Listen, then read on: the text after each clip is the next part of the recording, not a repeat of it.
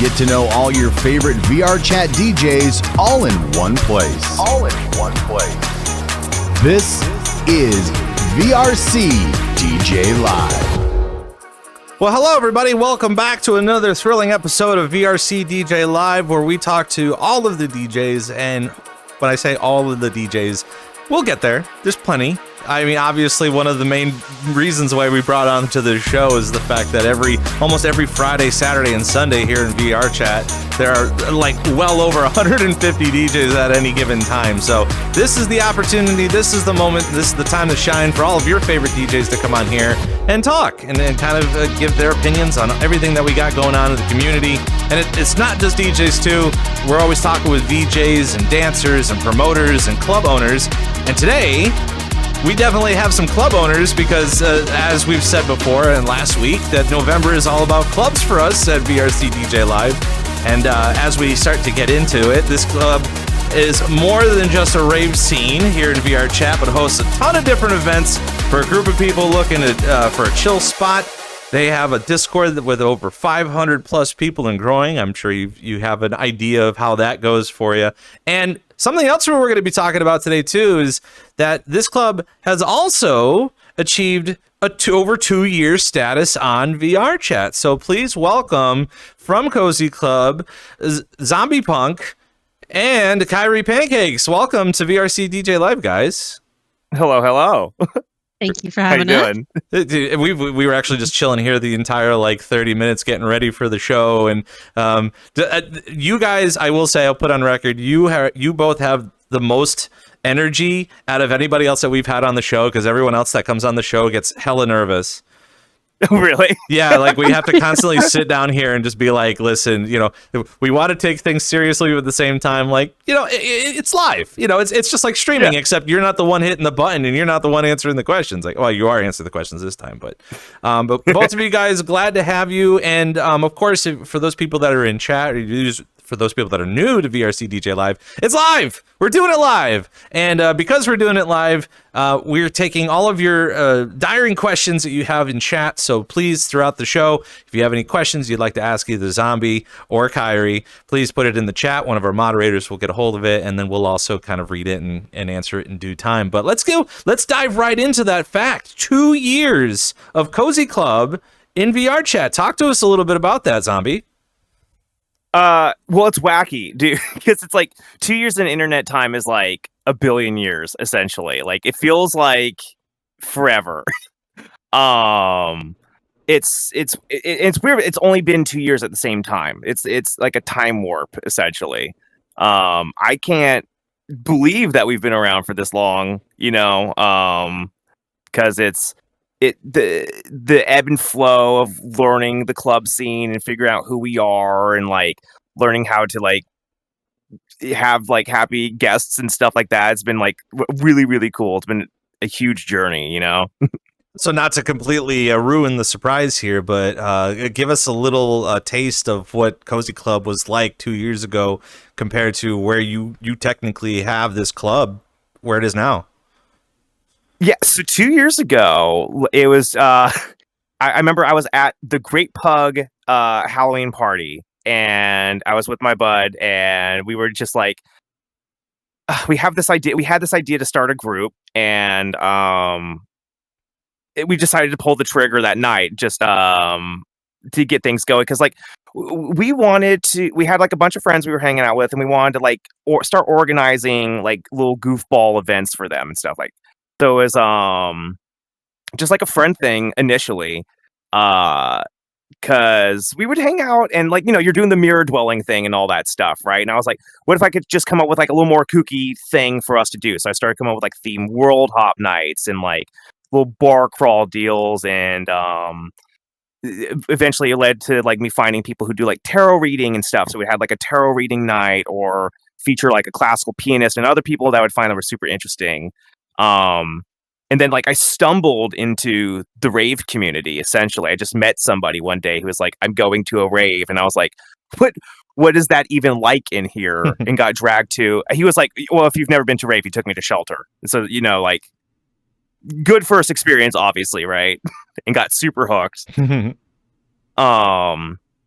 but that led me to a whole variety, because for a long time we still didn't even get involved with like the DJ scene, like for what we were doing. We were just still doing our own goofball events like fashion shows and stuff. It wasn't until I hit up Valhalla like forever ago about doing like a drinking night with them, because I wanted like a really party hard night, because I thought it'd be funny. And he was like, all right, bet, cool, we'll do this. You book your DJs, we'll book mine, hit me up in like a week, right? I was like, oh no. Like, I don't know DJs, I don't know how to book. I'm kind of like super screwed. So like I just literally was asking around like nonstop, just like, does anybody know a DJ? How do I book? Like, is there a thing on here?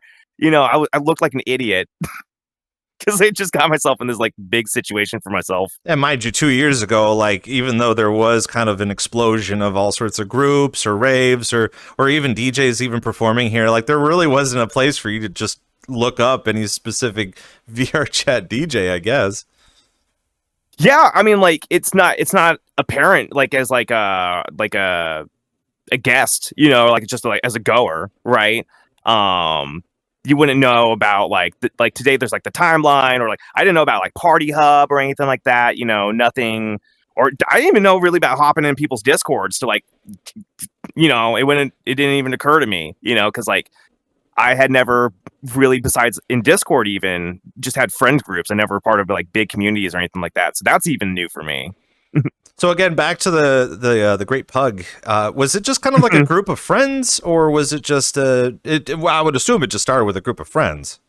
Totally, yeah. Started with a couple of people, and then like literally just started like meeting people out in public lobbies and stuff, and just explaining what kind of like our plans were, what we wanted to do, and like events we had going on. And I think literally what they were like one of my best friends on here. I've known him the whole time I've been on here, essentially. They've been in Cozy Club the whole time as well. It's like since its inception. So they're like, it's like me, my co-owner, and then like Aleph as like number 3. So like a lot of people that I've had even since the beginning are like still here even. Which I think is super interesting. That's like a long time for help and staff on here. A lot of people get really burnt out real fast, Yeah. And people can also have different ideas of what they want to do. I know one of the more popular thing to do is that you have your little group, and then maybe you do go to another like DJ scene or another type of music. Maybe you get to learn drum and bass, so you get to learn all these other, underground kind of scenes and kind of vibe over to that. And that's perfectly okay too. That's usually how that works. But just as important as you are to Cozy Club, let's talk with Kairi a little bit about how you got into Cozy Club and your experiences. I would assume that you've been in here just as long for the 2 years. It's been almost that long. It's kind of been, I joined shortly after its inception through a friend of mine who also it was like a friend of a friend sort of situation. And I joined and I immediately loved the premise. I've been working for VRC clubs for a very, very long time. I've been in here, I think, twice as long as Zombie has. And I really loved Cozy. I loved what it was about. I loved the premise. So I started from the bottom. I was just a normal staff member and worked my way up to ownership alongside Zombie. So saying that you've been in here for such a long time, what would you say was the draw for you to come into VRChat to begin with? To come into VRChat, I had a very isolating sort of situation, IRL. Don't really live around a lot of people, kind of lived in the middle of nowhere. So didn't really have many friends. I was always somebody that was online, trying to do something online, connect with people online. And this was a great way for me to connect with people, just like how anybody does. And I mean, I've made so many lifelong friendships on here, and I continue to stay on here because that's how I keep up with my friendships. It's such a nice, wholesome answer. I really love that. Like usually there's a little bit of hesitation of trying to figure out, if you've been in here for such a long time, trying to figure out how your origins. And I honestly don't think a lot of people know about Zombie's origins. So please tell us. And I also know that you DJ. So one of the more popular questions for you: what came first, the DJing or the VR chat? VRChat. The DJing is like recent, actually. Like I was like we were doing raves and running events like that for a long time before I even was like, oh, let me try it, because like I'm a musician, so I've been playing bass for 20 years essentially. So I'm like very familiar with music. So like hopping on it, like besides learning like techniques and what's going on, like I really like can dive into it pretty quick, right? It's not like I'm amazing or anything like that, but it's like I could play a set,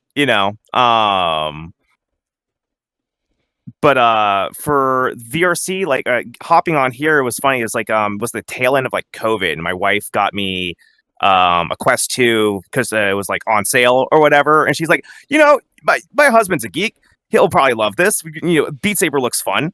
And I just hopped on VRC is like, because it was free. I was like looking through whatever and hopped on here. I just thought it was super cool. I ended up in like furry worlds for the first couple of worlds, up as my experience here. Okay. Which was it wasn't even bad. It was like I was looking for a rabbit avatar because I like rabbits. They're cute. And I was like, oh cool, I'll be a cute little rabbit or something like that, right? That's how I wound up with those. But like they were like, oh dude, you can check out this world.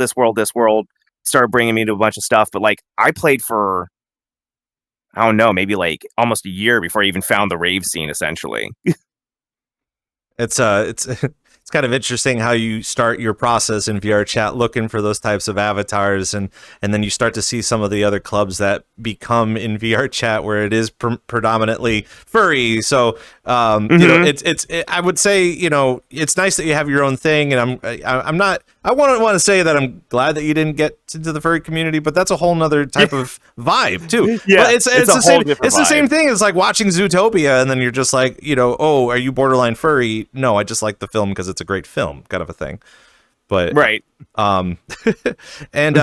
So for the both of you, were you guys influenced by any sort of online media for VRChat? I know back in like 2017, there were a lot of people that have had a bunch of streamers involved in explaining VRChat and showing it off. But for you, it was just a matter of, oh, here's a headset, come on in and take a look around. But and especially for Kairi as well, the same kind of situation. But was there any sort of immediate media that you got to see that heightened your experience, Kairi? For me, I'm gonna admit, I back in the day was a very lewd-minded person, so the more not safe for work aspects did tantalize my taste buds when it came to stuff in VRChat. But as you grow older and you change and become more mature, because I was kind of like early 20s. But now I'm older, more mature. I don't want to deal with the not safe for work stuff anymore. Don't want to be associated with the community really. So that's why I went over to CozyClub, because safe for work. Gotta love safe for work. Yeah, and it's super cozy. You don't have to worry too much about anyone running around nude or provocative or something, really. Mm-hmm. Or trying to ask you to ERP.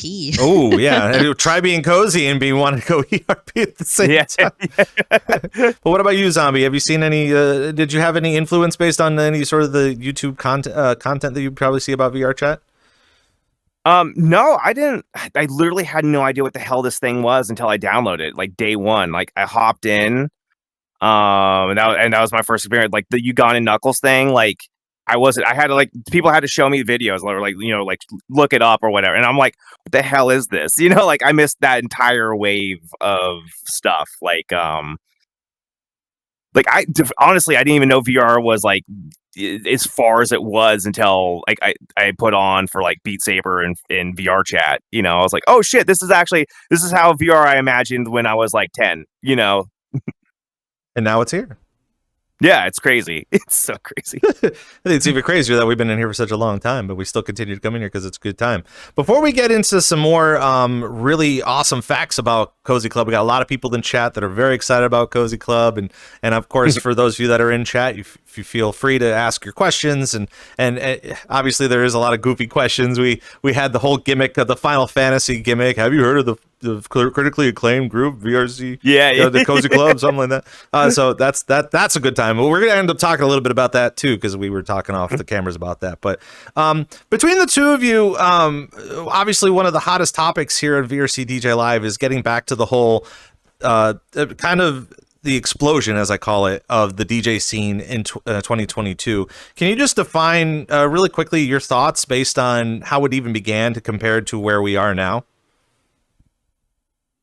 From my experience, like from my time hopping in here, like it's just bonkers how much stuff is going on. Like it's like you could just hop on the timeline on a Saturday and be like, how many DJs are playing on here? Like it's just crazy. Like let alone clubs and stuff like that. It's just like, you know, like because you'll see how many X amount of clubs, but then each one of those clubs has, you know, like 5 to, you know, like 10 DJs or whatever for the night. So there's, you know, 200 DJs playing on a Friday or Saturday just listed. Think of all the ones that aren't even listed. It's insane, dude. Like I don't know what it was like pre, you know, like or like early and stuff like that, like how quickly DJs were getting on here, but now it seems like it's like a known thing. I think like Crossfader actually just did like a recent little video on like the VR scene. Right, just like, and so that's gonna open the eyes to like a ton more people and stuff, and so that how many more people are coming on here even after that? Mm-hmm. And what about your involvement, Kairi, in the scene as far as the rave scene and going to different events? I've been in the rave scene for quite a while. I've perused many of different clubs that do raves, mixers, those sort of thing. I saw the big boom and everybody getting on and really jamming out, and it seemed like it was a good mix of people who really enjoyed music and were just there to vibe, and then all of the DJs that came along with it. It broadened, honestly, it broadened my musical horizons to listen to some of these DJs because they would play such different genres. But honestly, I think that's what I love the most about Cozy Club is the fact that we don't really keep it to a specific genre.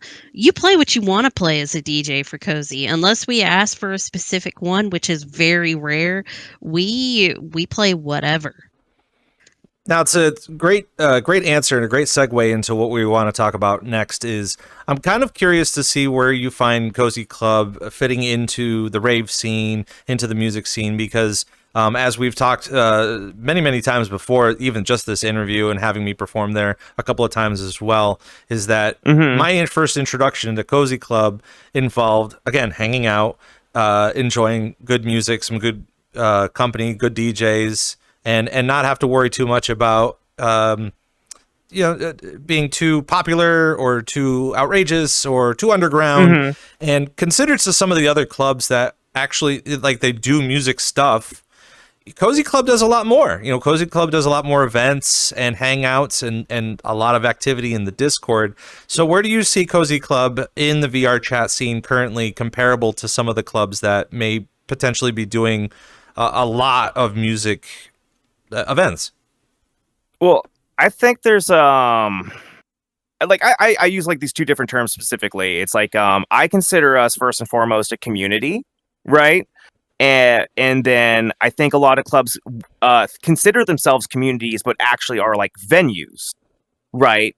Like they aren't looking for engagement in the same way with their community as we are, or trying to offer as much as we're trying to offer to our community. Like we do constant like I have like a whole month of like health and fitness events essentially planned in January that are going to be coming up to like help promote us just being healthy and nailing our New Year's resolutions and stuff like that. Like there's a lot of things that we do like that that you're not going to find from just like a typical rave club, right? Which is, there's nothing wrong with that, right? But it's like we don't necessarily just run a venue, right? Like music, like when we throw a music event, that's our focus for the night, because that's, you know, the whole reason we're there is like there's really good music, there's an awesome performance going on, we want to showcase that to our community. But at the same time, like we're going to throw a lot of hangouts and a lot of other things to connect people and give them experiences that you wouldn't get at like 99% of the other clubs, I think. Okay. What about you, Kairi? I wanted to expand upon what he was saying, what we have planned in January, and go flashback to the past. I mean, we did an event back in September that was for suicide awareness, and we were raising funds for the American Foundation for Suicide Prevention. And we had a bunch of DJs that wanted to hop on board in a bunch of different clubs. And then throughout the entirety of that week, we had each one of our heads, including me and Zombie, post mental health awareness sort of things in the Discord to help people who might be struggling with those kind of thoughts, or maybe are depressed and they need that motivation. And that channel is still in our Discord for people to go and look at. And every single one of our heads wrote a very thorough and thoughtful thing about maybe getting exercise is a good way to help boost your mentality, that sort of thing. And you don't really see that much with clubs. They'll go and they'll do charity events, but once the charity event is over, they're kind of just done with it. But we expand upon it. We make sure our community is loved and cared for in different ways than I see other venues.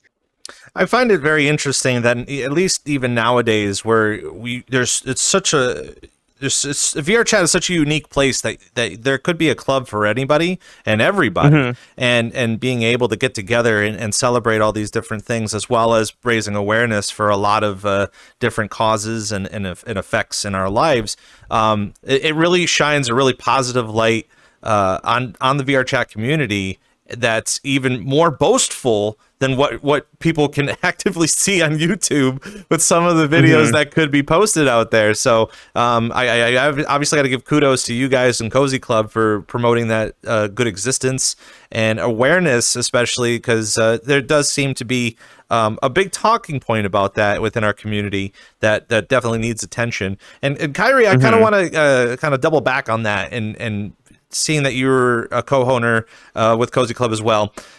What do you find that works the most in your club outside of the regular music rave nights? Obviously, you've got some like video watch parties, or again, cuddle parties, because it's a cozy cuddle thing. You know, people just cuddle puddle and they'll just kind of hang out. But Kairi, what do you think works the best for CozyClub, especially talking to people that may be interested in CozyClub? I would say that because we don't, there's cliques in VRChat. Everybody knows we have cliques, especially with the way that we are wearing avatars, like e-boys, e-girls, furries, even people who do meme avatars. I think that's what's kind of sets us apart is if you're a furry, come to CozyClub. If you wear e-boy, e-girls, come to CozyClub. Like, we don't care what you wear as long as it's not, trying to be abusive or racist or anything like that. Wear what you want to wear. Enjoy your time with us. And I think that's a really good thing that we have compared to other clubs that kind of sets us apart as well. Now, for people that are actively still either hesitant in joining a specific club, or even people that are looking to build a club, how would you kind of moderate the effects of that? You have your ERP avatars, your loot avatars, your racist avatars. How would you kind of properly moderate that? We have a team dedicated for that. Whenever we are in VR, we have a security team that moderates all of that stuff, and we train them thoroughly to detect those sort of things like crashers or racist avatars and stuff. And we obviously have them kindly ask, hey, can you change to something that's more appropriate? If not, you gotta go, because we don't condone any racism, transphobia, crashing, anything that could be intolerant of a certain group of people. We don't allow, and we make sure that our security and our hosts are on top of that the entirety through the event. Since the birth of the anti-cheat, have any of you kind of run into that issue either a lot more or the same amount for the club as far as when that did come in for like people that ran mods or stealing avatars and stuff? No, actually, I think ever since it came out, honestly, it's been kind of quiet for that. Like, it's experiencing. I've had a random every once in a while. Somebody tries like an audio crasher or something like that, but like that it doesn't even work anymore, right? Like, you just find out who it is, you kick them out of the instance, and it's over. So like. Like personally, the mods are a little before my time. Even like they were around when I was like early on, but I wasn't aware of their existence yet. So like I don't really miss too much of like what was pre-mod. I know there's a lot of stuff that you could do security wise by being able to like read the game and stuff. That way, that'd be nice. But I can understand why VRChat also doesn't allow you to do that, because it also makes it so you could be malicious with it, right? So it's kind of like a double-edged sword. But as long as they're like allowing more and more ways to moderate instances and stuff, I'm like all for it, because like you can give roles to people in your group to be able to like kick, ban, mute people, do what they need to do. The only thing I wish they would have right now, though, is like if you were like an instance owner, right, and someone drops a portal in your instance, you could close that portal, right? I wish that'd be like something you could do, because it's now you can make it so that you could drop no portals, right? But like we do a lot of like world hop events, or like I like to be really kind in like if our party's wrapping up, because we're early birds generally. Other people are going party, like let's hook them up with one of our partners or who else, or one of my friends who's got a thing going on, so it's nice to be able to do that, but it sucks when people are just dropping portals in the middle of your event on the floor. Sure. Yeah, no doubt. I know that used to be an issue many moons ago, and the only thing that was just brought chaos, and it's just not needed, especially when you're having a good time hanging out. But right, what would you consider your best and favorite kind of music nights that you've been having for the past 2 years, really? Recently actually was our live musician night. We did like a whole live gig, because I'm a live musician. Omen 666 is a phenomenal guitar player. We asked him to shred. And then we had like Naku and a couple other people on board. Solanas Major, who's a phenomenal singer. Just a killer lineup of a night. And it just went off way better than I thought. We found this cute little cozy like open mic world, because I was expecting, I don't know, like it was a Wednesday. We don't normally do these typical events. Like, we'll get like 30, 40 people and that'll be a pretty killer night or whatever. But it ended up like queuing, and like it became really apparent to me how much more popular of an event that was than I was expecting. So like, because we were like, the world's cramped, I was like, I know, I didn't expect you all to be here. This is, like, thank you for being here, but please don't complain. So I'm thinking you were gonna have a lot more live music nights, right? Totally, yeah. I'm gonna try to like, we're working on like connecting with a whole bunch of live musicians, because like the live music scene on here is not nearly as developed as the DJ scene by any means. Like people are still playing over amplified stages and stuff over their microphones. Like it's just, and like really good people, like talented people, they just don't know there's a better way to do it. So I'm trying to connect with a lot of them that way. Think we'll ever find a VRChat symphony in 2025? You know what? That's actually, like, from what I've seen for some things that people put on for like larger projects, I don't understand why that's not possible. I've seen it, so like worlds can be boosted to like at least 120 now from like what Shelter has. So like, dude, if some orchestra honestly hit up VRChat and say, hey, we need this many people, had it fairly limited, that'd be a banger of an event. Like that'd be huge, actually. Honestly, I mean, we could even like reach out to Guinness Book for that. That'd be kind of a kind of a riot, right? I would assume so. To be a part of that would be fantastic. But even leading into the DJ scene, as far as how many DJs perform for Cozy Club, do you find a certain genre works the best? Do you find that people do enjoy those types of nights where you're just hanging out and maybe have a couple drinks and enjoy the music? It's entirely night dependent, in my opinion. Like we our mainline event, quote unquote, is our Totally Tuesdays, right? And generally, like unless I'm making a theme or something out of it, like the holiday nearby or there's like a certain lineup or something, it's better to play kind of like lighter, dancier vibes and stuff. It's Tuesday, nobody's drinking hard, no one's partying hard. Maybe there's a couple people with their weekend, but we're all going to bed early tonight, right? Sure. Friday, Saturday, especially for like collab events and stuff like that, unless it's again a specific event, hit him with those, hit him with the bangers. Like it's not time to play experimental sets. Not like maybe just general house is not the vibe for a closer on a Friday, right? Absolutely, especially moving forward to a lot of the up and coming DJs looking to have their first gig or their first big moment, but even coming into a smaller scene could really make a big impact for those people that are just coming to hang out on a Tuesday night and kind of enjoying that sort of a thing.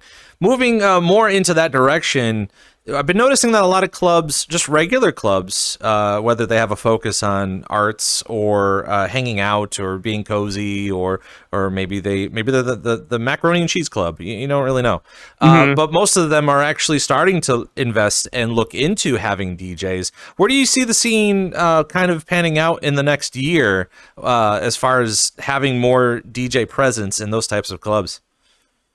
I actually, it's maybe a little bleak, but I see burnout. I see a lot of burnout, and I see a lot of crashing out in the future.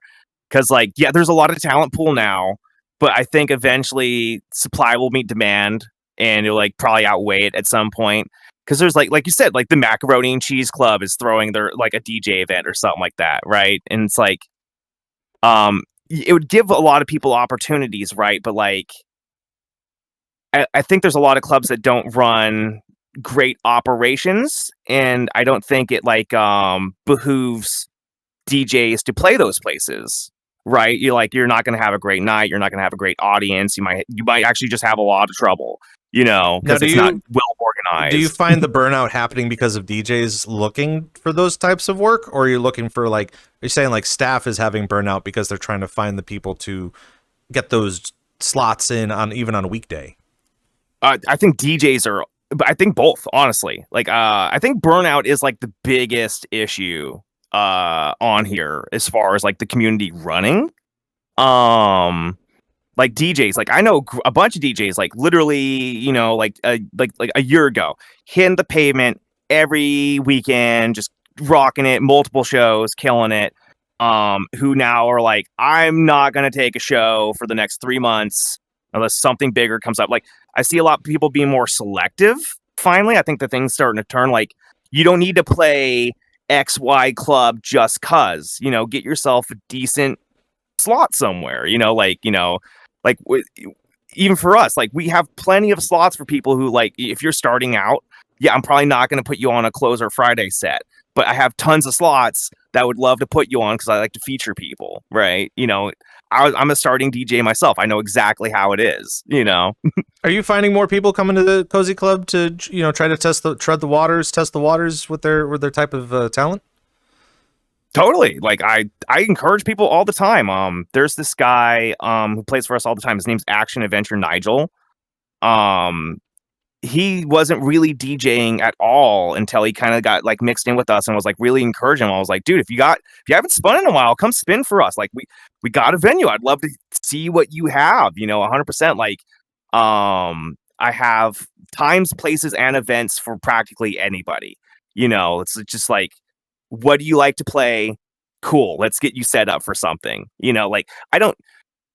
Not everybody needs to have their mind blown every single night. Come and just do something fun, experimental, and like, I think it makes it a little more human a lot of times too. Like, some DJs on here are so phenomenal, right? kind of forget that it's like, oh yeah, this is being performed for me on here. I think a lot of people kind of take that for granted or don't even realize it even. You know, like how many people have their backs turned to like a DJ who's just absolutely slaying it at the time, and but like half the instance has no idea, right? Because like I find that kind of like a problem sometimes too, right? You set those up for some miracle stories, though, because you'd be like, well, my first performance was at CozyClub, and I killed it. And then, like, you know, a year down the road, they get angry because they're just like, well, you weren't paying attention to me during my sets or something. But yeah, but those are the moments, you know, those are definitely the moments that you need to have, especially when you're first starting out or even looking for things to do on the weekday. We're here with VRC DJ Live. We're talking with CozyClub, ZombiePunk, and KairiPancakes. And I would assume with KairiPancakes that you would absolutely love pancakes because it's in your name. Absolutely. Yes, I love pancakes. I can't even begin to talk about it because I just bought some pancake mix and I've just been eating pancakes for breakfast almost every other day. But I know how to make them now. But we do have a question in the chat saying, speaking about audio setups, what is your go-to for sets and performances? I would probably think more on the lines of DJing, but as well as bass playing too. I mean, that's just as equally important. For like gear and stuff, like yeah, so like because I wasn't sure about DJing how much I would like it, so I didn't go too crazy with my controller or anything like that. So I have a Rev 1 that as my controller right now. I plan on upgrading for sure because I've fallen absolutely in love with it. But like for all my music gear, like my bass gear and stuff like that, I have this beautiful Warwick Corvette Standard. It's like it's from 2001, and it's made out of this crazy wood. It's the densest wood in the world. It's called Babinga wood. So like most people's basses probably weigh like, I don't know, 12 to maybe 17 pounds. My weight's like 32. So it's like very, very heavy. I know the Warwick style of bass is kind of like a Victor Wooten kind of a thing. I play a lot of Victor style. Yeah, I was gonna say, do you do a lot of the upper thumbs and the was it the triple? Triple thumping. Yeah. Yep, exactly. Yeah, I slap bass all the time. I'm actually working with somebody right now on doing like a bass duet. That I'm actually very excited about. Is that gonna be in VRChat too, or? Yeah. We plan on doing something, or at least trying to figure out how to do it on here. Yeah. Oh, that's really fun. Again, we need a lot more. He actually he'll hop in our Discord and he'll just play bass, or he'll just spin for a little bit in the Discord and stream it. And I think that's a great way for us to like engage within our community, especially for him, because his work, hands down, amazing. I will always always praise that guy. I feel like if you're gonna do that in the future, you should ask questions and answer it with your bass. Be like, boop, boop, boop. Boop, boop. Oh yeah, I have a talk box around here. I could probably do that. Oh, that'd be interesting too. I haven't really heard a talk box coming through a bass line though, but that sounds pretty cool. Getting back to the whole DJing though, I know you say you have a Rev 1, and it's not really like the largest of DJ consoles and stuff. But take us a couple of steps back about how you started DJing in VRChat, who inspired you to start doing it, and what you plan on doing in the future with it. So I got super inspired on here because like I'm a musician, and like I was having the same experience I get when I go play shows, especially when I go see good concerts that I'm not booked to go play later. I just get so hyped to go play. And I was just like, you guys are having so much fun doing this, that, talking about this. I'm seeing you just absolutely just having a killer time performing up there. I'm a huge performer as well. That was like, I need to get in on this. I need to try it out for myself. And that's like it. And just like within, you have that first time where you get those, like you're figuring things out, and you get that first line up and the two songs work, and you're like, okay, I get it. I'm figuring this out now. It's like, I just fell in love with it ever since then. Like I have a hard time practicing bass now. I have to like remind myself like, yep, I got to do my 30 minutes today, like, because I just want to DJ the whole time. Yeah, you just want to practice all of your DJ stuff. But what kind of genres do you play? So I'm dabbling because like I'm learning. Like the EDM is like new to me. The whole time that I've been on the rave scene is the whole time I've been exposed to EDM. Really, I'm like a rock musician, jazz musician, as is my background, right?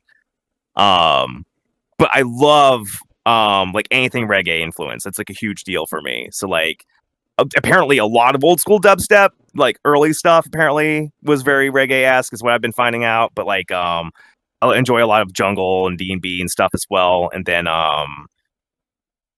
there's like I've been actually finding out I just love house too. House is just fun. I like to dance. And if you want to dance, house is just awesome, right?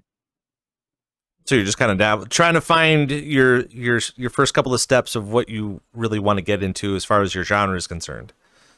Totally. I'm still finding my own voice and stuff like that. Like constantly like I'm asking other DJs or just people in my server, they're listening to EDM and stuff too. Like I've, obviously we've attracted a lot of ravers and stuff. So they'll be like posting songs. I'm like, what is this? This is sick. I've never heard this before, like, and they're like, you're a DJ. I'm like, that doesn't mean I've ever heard it before, fucking. It's always a good first couple of steps in that direction too, because like once you do find what you're really passionate about, you just kind of let it run and do its course. But then you'll always stumble into something else. Like for me, I'm starting to get into drum and bass more and a little bit more of a higher tempo. Doesn't mean that I'm going to be there, but like I do enjoy what I enjoy. And kind of going off of KairiPancakes, you have been telling me that you've been going back and forth with the rave scene. We'll be seeing a DJ Pancakes anytime soon. I'm not quite sure. I'm at that point. I do love music tremendously. But I don't think I'm at that point just yet. Maybe in the future, but as of right now, no DJ KairiPancakes yet. Yeah, I'm sure we'll catch you one of these days. But as far as like understanding more of the scene and the rave scene, what is something that you really enjoy about the rave scene that really catches your eye every time you see someone performing a new set or even just that Cozy Club? I would say that a lot of it is just the new people that we meet along the way. I love meeting all the people and them telling stories about previous events that they've gone to, or just meeting the DJs, especially some of our newer ones.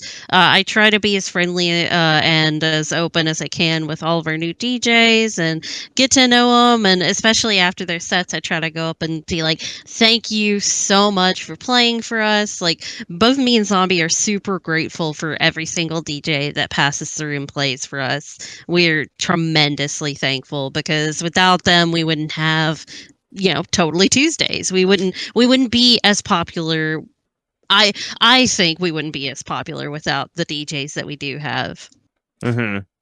Now, I know we kind of gone a little bit back and forth with the question. We had a question a little bit earlier about it, but where do you see Cozy Club in the scene? Do you see it just as kind of being a beginner club for people that are first start out, or are you still trying to branch out to some more larger talents or people that you've been seeing that been gaining more popularity?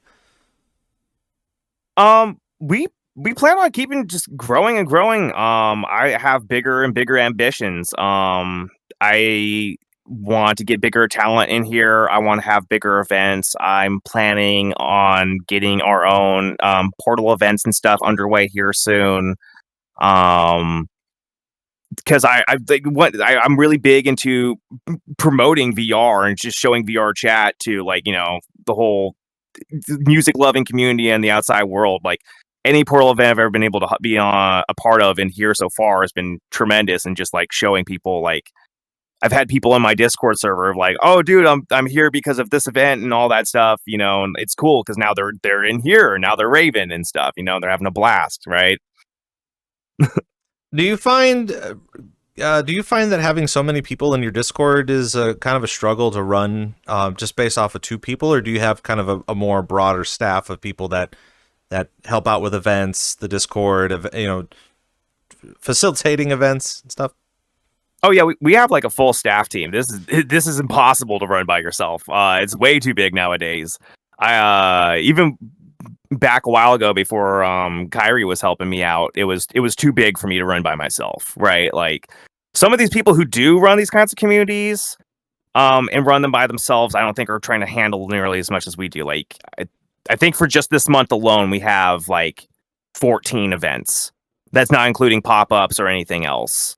Right, so it's like that's impossible. It's one person, you cannot do that. It's two people, you can't do that. Like it takes a village. I have like literally the best staff on the planet, dude. Like, we have a moderation team that helps keep the Discord in order. They're tremendous in doing that because I'm a Discord moron. I have no idea what I'm doing with it. So they're awesome, helping set that up for all my kooky ideas that have in there. And then my host team, they're just phenomenal too. Like, it's because I can't be everywhere. I got to rely on these people to help keep all this going and like promote the ideas and like the ideals that we have. Right. Now I want to. We got a whole. Oops, sorry, go ahead. No. It's perfectly okay. I know one of the things that we were idly talking about before we started the stream was if you have a Twitter, if you have a Sky Blue account, do you have? We're promoting your TikTok, and there are a handful of videos on there that I actually thoroughly enjoy, especially for the people that are watching right now. You want to get to know a little bit more about Zombie or Kairi. There's some lovely videos on there that you have a bunch of people. All praise to the sky, talking about you about all sorts of different angles and stuff. But I know one of the things we were kind of talking a little bit about, especially in the new year, that you are interested in doing a lot more social media and do more multimedia. Maybe we should talk with Kairi first. I'm sure Kairi's got a lot of opinions based on this too. So I kind of want your opinion first before we get to Zombie, because if Zombie's saying that he doesn't want to do it, the whole team wants it. So please enlighten us. So we recently got a social media head that helps us with a lot of the stuff, but I was originally doing all of our social media work. So all the videos that you see up there right now, except for like one or two, those are all made by me. So I put a lot of effort into CozyClub, a lot of stuff on the back end that a lot of people don't see. I work with our staff very closely. We like to say that Zombie is the face of Cozy, where I am the spine. So I do a lot of stuff that really helps keep us together and work smoothly. We do want to do a lot more YouTube content. We kind of want to start our own podcast as well.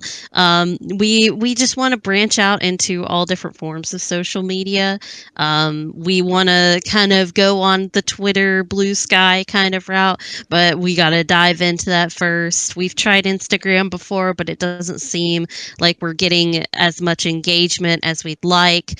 We don't know if TikTok's going to be around in the US much longer, so we're trying to get stuff on YouTube as well. So it's a bit of everywhere. We're trying to broaden our horizons. I was going to say, what type of content have you guys kind of been talking a little bit about when posting stuff on social media stuff? What kind of content are we expected to see on the TikToks or even YouTube? So currently, if you're not perusing the TikTok right now, which you absolutely should, we have an interview of Zombie up there. There's my interview, so you get a little bit of knowledge about how CozyClub started, what our visions are, that sort of thing. We do advertisements. We're working on advertisements for our Totally Tuesdays, for our Cuddle Puddles, those sort of things. On our YouTube, we actually have some gaming videos that me and Zombie has started, where it's chill vibes or just funny outtakes sort of thing. We did like a spooky series for Halloween, but we have been playing Stardew, which is, the coziest farming sim alive. So it gives good vibes, and it's a good long video that you could put it on to go to sleep to. We talk about some, wild stuff maybe you've never heard before, that sort of thing. And then with the podcast, we want to talk about different cozy things, mental health, coziness in VR, just total different things, maybe ASMR, that sort of thing. We want to branch out and do a lot of different things. We just need a little bit of time to get them going. Honestly, I feel like a lot of us need a little bit more cozy in our life, as far as some of the things that we do watch. The brain rot. I have to keep using that term because brain rot. It's perfectly okay if you're so focused in on your task, or you're at work or whatever, and you need a little bit of downtime. So rotting your brain is a little bit of soda is okay. But comparable to some of the other YouTube videos that have been kind of coming out, kind of giving VRChat a kind of a negative light, some of the things that have been pushing people away just solely off of how many views this video gets. Where do you think we need to go, Zombie, in the future to help promote a really good existence here in VRChat, outside of Cozy Club? Well, I think a lot of clubs, and I've talked to my buds about this, the other club owners and stuff. It's like, I just gotta stop gatekeeping and let the world know this exists. Promo yourself outside the community. That's exactly what we're trying to do right now. You know, it's like the only way this is gonna grow is by bringing more people in here, and unfortunately, it's gonna make things a little more difficult. You're gonna get a ton of new people in here. You might get a flood. Who knows? A YouTuber might pick something up, and we get a flood of just nonsense in here. But it's like, I see that as growing pains. That's just stuff that we're all going to have to go do if we want to see the sucker grow, right? I'm willing to go through it. We're doing it. We're kind of forcing it upon everybody, right? Like if hopefully our stuff becomes successful and we start getting a lot of people in here and stuff, and like more and more people find out about it. It's like, yeah, it's just get your team on their A game. Tell them to, sorry, everybody, like, maybe you've been coasting for a little while and everything's getting a little stagnant or something like that, but Sure. Like, yeah, you and me, I think we both know how small of a community this kind of really is sometimes, right? You can run into the same people consistently on the same night, just world hopping, right?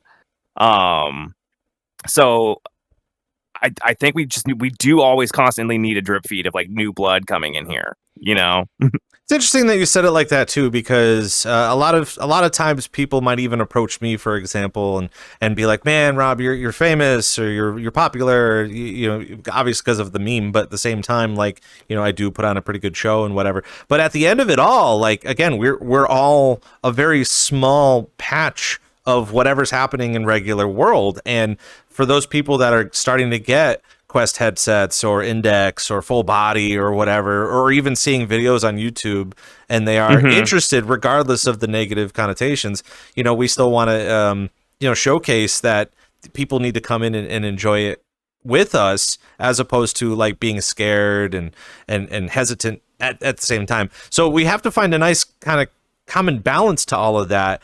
And I guess the next follow-up question would be is, outside of just regular cozy standards, obviously we got the boom of DJing in our DJ community, as well as the big RP scene. The RP in here is extraordinary. Or even furries. I feel like a lot of people think furries are kind of a negative thing, or kind of risque, I guess. But I don't think so at all. For the people that like us that we are in here and we engage with that type of furry culture, it's almost as equal as like people are too nervous to go to a furry con because of furry con. I would think the only thing you got to be worried about with furry con is the stinky people, but that's just regular con stuff.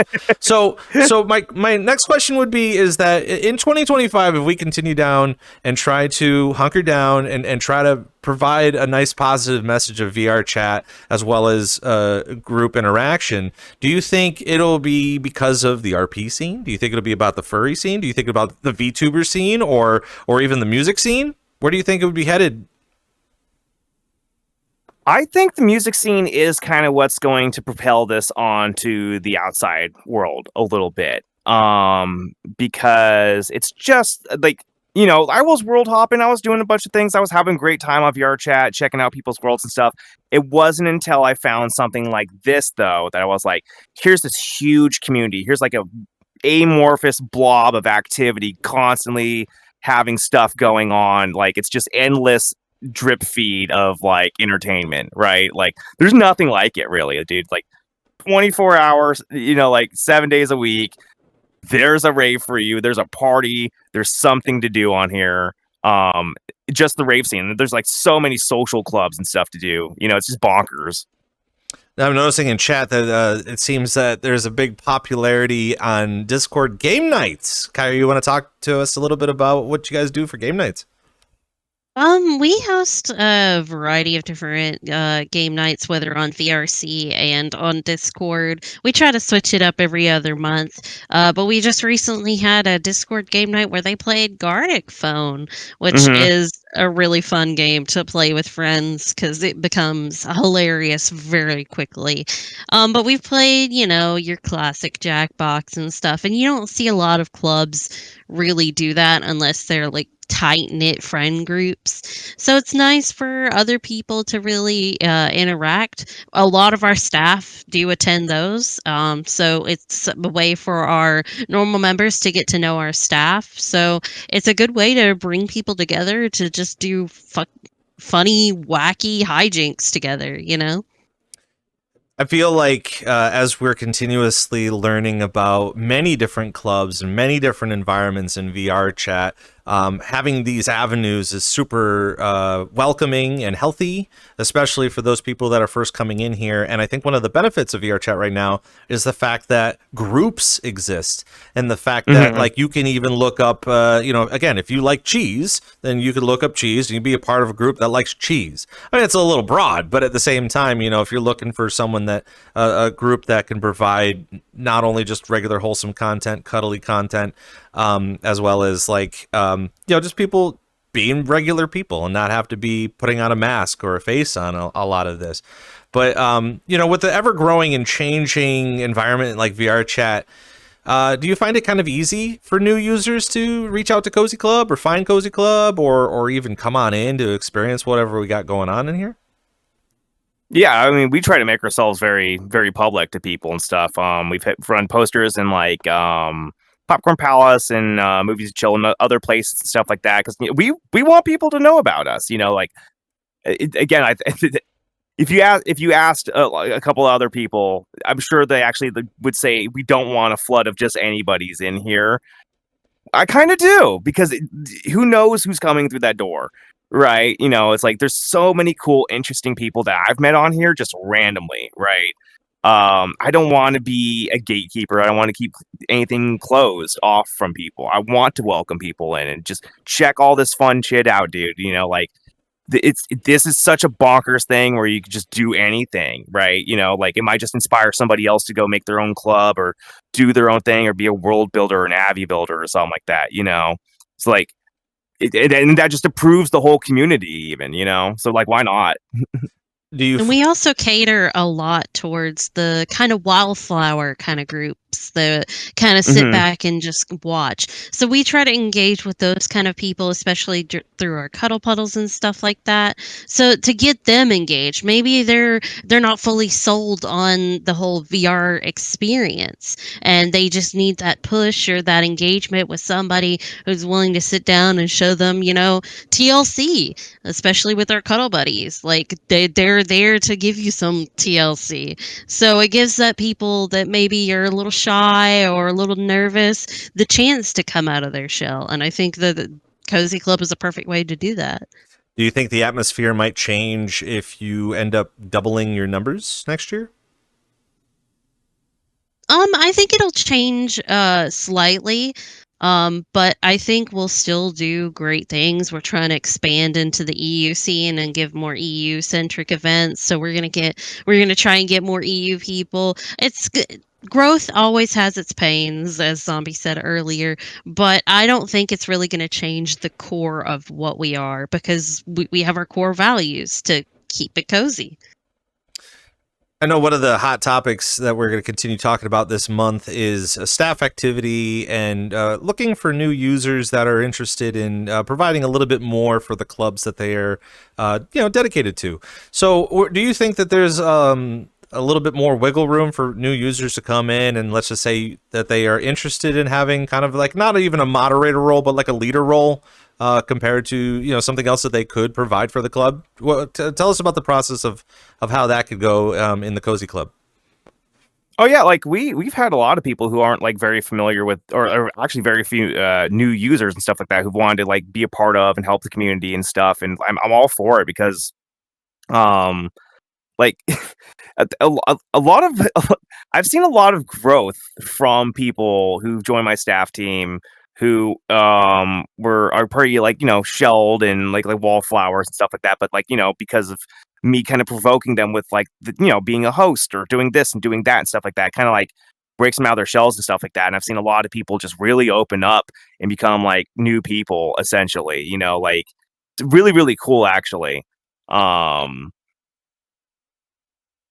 got a couple of them have told me, just like in, in private and stuff like that, it's like I wanted to do this to like get myself more open, right? Kind of, because it's a little bit, there's a job still to be done, like there's an event that needs to be had or plans that need to be done, stuff like that, so there's a little bit of pressure, right? Because it's like something needs to be done still, and I think it kind of is cool for people who are just need a little bit of action like that. Do you find And that I think we have really good like head staff that help train people as well, because Mm-hmm. a lot of them are new hosts or new security and stuff. But we have heads that really help facilitate learning and show them the ropes and really have them shadow them so that they can see this is how we run an event. So even if they do decide to go out, later on and make their own club, they at least know and have the knowledge to be able to run events in a similar fashion that we do. have you seen a lot of people that have shown interest as far as being leaders or moderators or event handlers? Do you find them constantly looking to better their online resume as far as that's concerned? Oh, absolutely. I mean, hell, I use this on my IRL resume because I try and do as much as I can for Cozy, especially with me being an owner for almost a year now. I have been I held a leadership training for Zombie and all of our heads to really teach them more about leadership and how to be a better leader. And I'm hoping that they can take this information and go out into their real life and learn more and build upon the skills that they learn in, Cozy Club to make themselves better leaders. And, we don't want a boss, we want a leader. That's right. We're sitting here with Cozy Club at VRC DJ Live, and we're going to kind of hit kind of an estranged topic, if you will, for such a successful club to be sitting here and you have, I think what you have is you got a really massive group of people that really love to be there. They love the energy. It's always positive forward motion. From the outside of having such a great club, looking into specific rotation of clubs failing, certain clubs even just beginning to start. What are your kind of thoughts about that happening, even within a year of either failed clubs or growth of brand new clubs that have been just happening this year alone? I think there's too much. I think there's too much, man. Like, to be real, like it's one of those things, like, just because you can, should you, right? Like, it's one thing to make a meme group or something like that, but it's a different thing to like just like, what are you offering? What is different about you and stuff like that? Like, let's not copy and paste from the formula that's already been established on here. You know what I'm saying? Like, why would I go to another club, right? Like, if I'm like, for me, it's like if it's Friday, I'm gonna go check out like Hypothetical. That's like, they got Fridays nailed down. They got great lineups. They're a great place, awesome staff and stuff like that.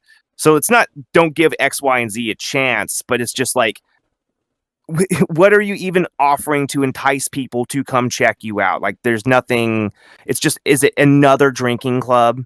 Do we need another drinking club to swallow up DJs from the scene? Or what if it was a cozier club? A cozier club. Even what does that look like? Awesome. Let's make that. Like, cool. It's VR, dude. Let's push envelopes in all sorts of directions.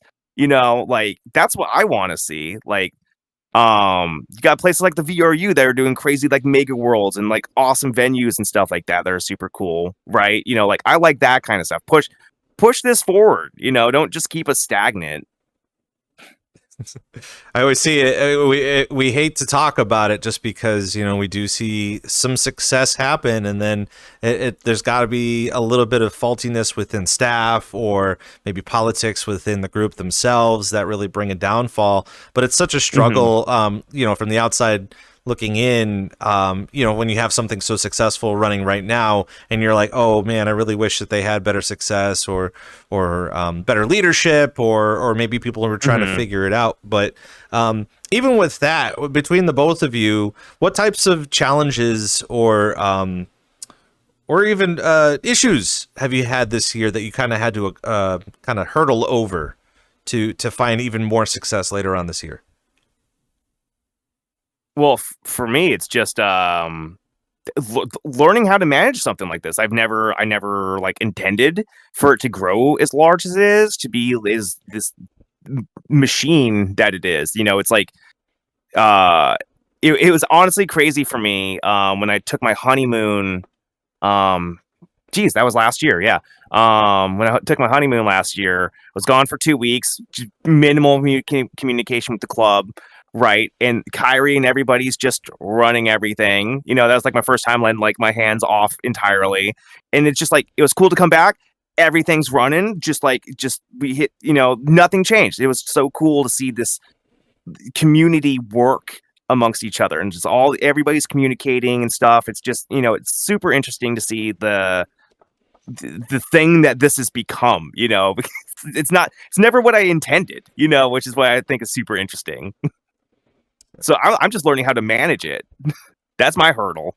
What about you, Kairi? Do you find any issues, any hurdles that you had to progress over besides the honeymoon? My hurdle is really to, you know, I do have my moments where I isolate. Most of us do whenever, you know, you're going through mental stuff IRL. But I've been trying to help Zombie out as best I can. I haven't been co-owner forever. Like I said, it'll be a year in December that I've been a co-owner with Zombie. And I worked my way up here because I believe in Cozy. And the hurdles that I get through is, you know, my own personal struggles with my mental health, and honestly having a community as, you know, welcoming and as, you know, cozy as CozyClub, it really helps me get back into it. I struggle with communication, as we all do, and I'm trying to learn from that and learn how to be a better communicator with all of my staff, and, you know, realize that they are capable people and they can do the job that we, you know, gave them to do. And those are a couple of hurdles that I've had to, you know, jump over this year. And I think I've done really well this year with how well I've accomplished those goals. And the fact that the ship is still sailing and not sinking would always be a good benefit to the fact that you succeeded this year as well, too. So, right. Absolutely. Kudos to both of you for keeping the ship afloat. Moving forward, I know we were kind of talking a little bit about certain DJs in here holding a higher expectation of different groups and their performances, or even having availability based on let's just say audience size, or or even specific venue or specific genre and stuff like that. It is one of the worst topics that I love to talk about on this channel, because, you know, we're always trying to seek out greatness. We're always trying to seek out what's going to happen coming up soon. But I would love both of your takes on DJs looking to get hired for pay. I love the idea in the future when there's some sort of like functional economy on here that makes it sort of easy and stuff, and there's a reason for it, right? Like, because if you do think about it, man, like if you're making a custom world and people are making custom abbeys for an event and stuff like that, like, I mean, like, I'm pretty sure Virality, like, is a ticketed event, right? So it's like there's already examples of people who are doing things that like generate income that would like pay DJs, because I'm pretty sure the DJs get paid for Virality. I'm for that, because like I'm a musician, right? Like I get paid for my show, right? Like, but it's also very different. I'm not conveniently in my bedroom, you know, like just at home. Like, you know, when you're in a band or something like that, you're getting 5 people together, you're paying a lot of gas, time, energy, effort to haul the gear, do all that shit, right? Or if you're touring, it's even more, right? But here it's like, I just fired my decks on. Like, this is a very plur community, but like, as soon as there's like a functional economy on here, I'm all for people like making money on here. 100. This is talent. Talent deserves to be paid 100%. You know, it's just for what the community is and the way it functions now. It's just infeasible You know, like as a club owner, I don't generate any income. I don't have like a Patreon. I'm never gonna have a Patreon for the club. Like this is not a money making endeavor for me, right? So that's kind of like you would have to want to play for us because you want to play for an audience. You want to expose people. You know all for the love of it, right? That's why I'm putting on the events. That's why we're doing this stuff. But like as soon as you can start figuring out how to pay people on here, I think that's super cool. I was trying to find a nice borderline between a passion and a profession, especially in here, since the fact that we've been kind of doing this for 2 years, and a lot of people are actively, even this year alone, been doing a lot of IRL events all around the world, you know, building groups and communities that are looking to get out of VR for a change and get into the real life and performing and maybe potentially earn a couple of bucks or two. But as far as like the atmosphere and the environment that we're currently in this community, where we have constant DJs coming in, and I don't want to say it's a gatekeeping thing, but it's more of just a you know, after a certain amount of time, your talent grows. You do get better at your craft. Where would you think that the fine line would be between you know, taking gigs for exposure compared to something that you could potentially, you know, earn a buck from? I think, I mean, that's pretty definitive, like as like a booker, like as so like when I book my band, for example, right? Like I'm contacting a venue and I have to tell that venue, like, yo, if you book us, the reason you want to book us is we're going to bring 50 people at least, right? Like there's an incentive. Like if you're a DJ and you hit me up and you were like, especially if you're expecting pay, but you could say, hey, here's my draw, here's X, Y, and Z, here's reasons why you would pay me. That's how you start that conversation. Right, because if you're just Joe Blow and you expect to get paid, like even if you like, you know, it's like, what's your EPK? You know, do you have an EPK? Do you know what EPK is? You know, like, you know, there's a lot of like, if we're gonna talk pay, now it's professional, and that's a whole now we're going from like, oh, did you not make your event, you know, because of XYZ reason? You know, that's fine, no worries, we'll book you again, yada yada. Versus, dude, we were paying you for this event, you didn't show up, you're never getting booked again. You know, like this is now different. You know, it's a professional thing, and I don't think a lot of people on here are actually even ready for that, because I don't think people have had that professional experience IRL.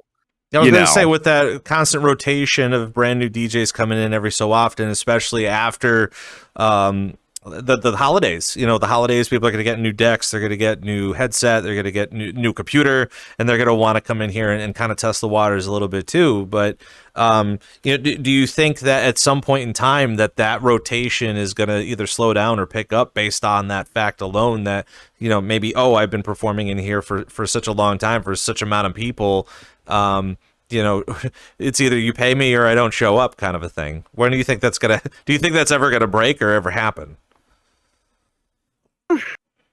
If people start cracking the code on how to make money as like clubs and communities and stuff like that, like income, yeah, absolutely. Because now, like, if you're a DJ and you know you're playing for a club and they make however much money and stuff like that, and you're part of the reason why that's successful, and like, you know, you're the talent for the night, 100%. You deserve a cut of that, 100%. You know, like, but again, like now you're talking. Okay, cool. If you want money, cool. I have expectations. Can we meet each other? You know. Now, a nice little draw away from this, and I think you both are going to have a nice little giggle about this, but we had been talking about Final Fantasy, been talking a little bit about Final Fantasy 14 Online and the fact that they do have a DJ economy. And while it may not be actual paid, a lot of it comes in as gil, and a lot of it has professionalism to them. And I know Kairi was talking a little bit about maybe even investigating a whole scene of people from Cozy Club to potentially have some Cozy Club nights in Final Fantasy. Let's talk a little bit about that. We are currently working on building a venue in FF. It's a painstaking process sometimes because you actually have to do design work for the venue. It's not like a pre-built design or anything, so you do have to design it and get your staff together, because we do have some staff that do play Final Fantasy and do want to help us out. But it's a painstaking process to get it started. But I've been doing a lot of research by going around to other clubs and venues in there to learn more about how they run things and what they do or what they experience, and to hopefully take those experiences and turn them into a Cozy Club experience.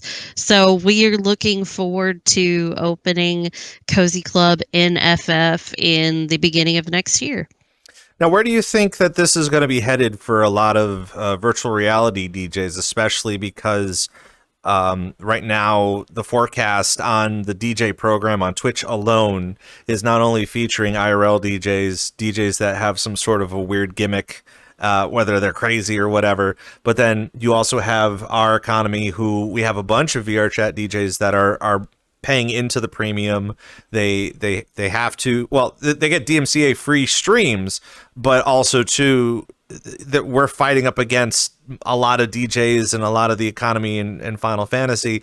Do you find that there could be a potential move from DJs in VRChat to the Final Fantasy community even next year? I think that it's going to be a lot of crossover, because when I go on to Final Fantasy and I start talking about Cozy Club and how we're on VR Chat, a lot of people on there don't realize that you can play VR Chat in desktop, because you think the name VR Chat, you gotta have VR. But I have to tell them, like, hey, you can always attend a Cozy Club event in desktop. By all means, come join. And they are blown away, because they always say, I didn't know you could play in desktop. And I don't think it's a lot of things that VR Chat even like advertises. So I think there's going to be a lot of crossover between the two, because Final Fantasy, it does have its audience of,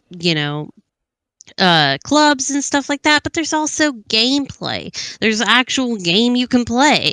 You can do classes and quests, and there's a story. Whereas on here, this is more of a social platform, so you want to do it mostly to socialize and get all of that experience. So I think with us opening the Final Fantasy version of the club, I think there's going to be a lot of crossover, and I think that there'll be people that'll play FF for a while and then hop on VR Chat, or like me, I play both. I play them all the time, play this all the time, and I play FF all the time. So I think there's just going to be a really big crossover. Now, as far as going into the new year, obviously having all this foresight and being like, okay, anyone who plays Final Fantasy can come in on desktop, explore what we got going on in here, and same thing comparable. I know a lot of my friends keep asking about the games that we play, and I keep telling them that it's free up till a level 70 now. 70, yeah. I was going to say I was level 60, but it's gone up to 70. Especially with the boom of the fact that there are so many DJs performing on Twitch in Final Fantasy, and me alone just learning about the economy and stuff like that.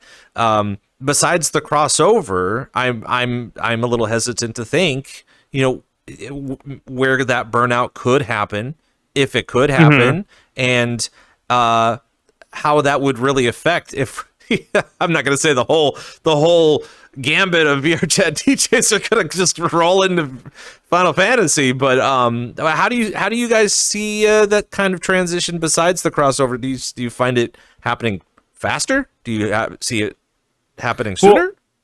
Well, the interesting thing, I think more VRChat DJs would be interested in starting to perform on FF if they ever wanted to get started and get larger audiences outside of just the scene, first of all, because they're streaming to Twitch and a whole community on a whole separate platform. But also it does enable you to start making money. If that's something you're an incentive to, like, because I mean, honestly, again, like, you're doing something that's awesome. If someone's willing to give you $5, because they like what you're doing, that $5 is huge, actually. So like, because like if you're a popular streamer on FF, you're streaming on Twitch, and they have like subscribers and all this other stuff, right? So it's like you can actually like support your favorite DJs and stuff like that, or tip them and stuff like that. It's like, that's not something you can actually do here, really, right? Now, I don't know if that was an actual question addressed to me, but he was like, "Come on, Rob, answer the question. I'm the one interviewing you now." But it was interesting because in the chat it says DJ burnout in Final Fantasy 14 is real, and it can be. And I feel like the same thing with burnout in VR could be something as possible. But for someone like me who's still learning about Final Fantasy DJs and having an understanding, I think I did learn that there are no video players in Final Fantasy, so everyone does have to watch your stream on that. But for me, who's a DJ who's interested in it, I'm actually kind of nervous based on the type of genre stylings that they do perform comparable to what people are actively listening to that they believe is the norm for DJing in Final Fantasy. What do you see where do you see the norm could be headed as far as genre? Could be too hardcore? Could it be pulled back a bit? Is it more lo-fi? Is it what are we expecting to see for an even more of an influx of DJs to be defined as a norm in Final Fantasy? Well, for FF, like if you're honestly, if you're like very top 40, it's like a top 40 friendly kind of community, honestly. Like if you're like, like who Black Magic was a DJ who's like recently come over here and started playing. Well, he's been around for a while now, but he was giving me the lowdown, the whole scene stuff. Like there's tons of cool talent, tons of people doing stuff over there, but a lot of people are just wanting like a lot of good party songs and stuff. And I think what's going to be cool about the exposing of this scene over here and bringing a lot of talent is this is very underground. There's genres on here that are super popular that are not popular outside of anywhere else, right? Where else do you go to hear an hour or a whole event of trench? Like there's nowhere IRL throwing trench events, like he's fucking, or like even the FF is not having that either. You know what I'm saying? So it's like, there's a whole lot of culture shock I think you can slap FF with what we're doing here.